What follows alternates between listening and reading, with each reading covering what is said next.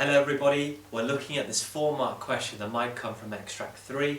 It might be this one here in black. Explain what is meant by economic development. I don't think it's going to come. I don't see it as likely, but again your job is to prepare for every possible outcome. Remember how to answer 4-mark questions. Go back and watch my 4-marker exam technique video to make sure you get this, but we're looking for 4 distinct points. We're looking for the points in the examiner's shopping list, remember.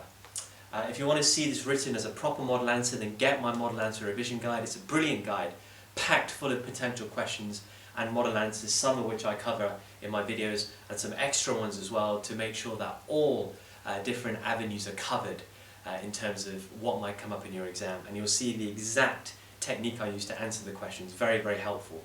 So do get that. Links are in the description box below this video for you to get it. I heavily recommend getting it if you want to succeed massively in these examinations. So we're looking for 4 distinct points to make here.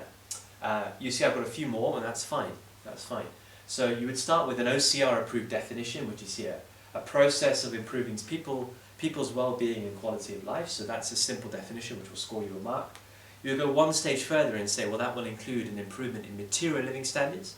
So access to things like food, shelter, water, yes, but also things like TVs, furniture, fridges, freezers, transportation, if it's kitchen equipment, whatever. You would talk about electronic goods, etc. You would also say it includes an improvement in non-material living standards, like access to healthcare, access to schooling, that kind of idea. You would talk about indicators of economic development, that proves that development has taken place. That again answers the question because it shows you understand what economic development is. If you could talk about the Gini coefficient being used to measure income inequality, and if that improves, that's a sign of development, then it shows you understand what development is. So you might talk about expected years of schooling, mean years in school, enrollment rates in primary school, life expectancy rate, GNI per capita, GDP per capita, the HDI. Use all of these different indicators of development. You don't need to write all of them, you just write a couple of them. And you explain what, if they improve, are they indicating in terms of economic development progress.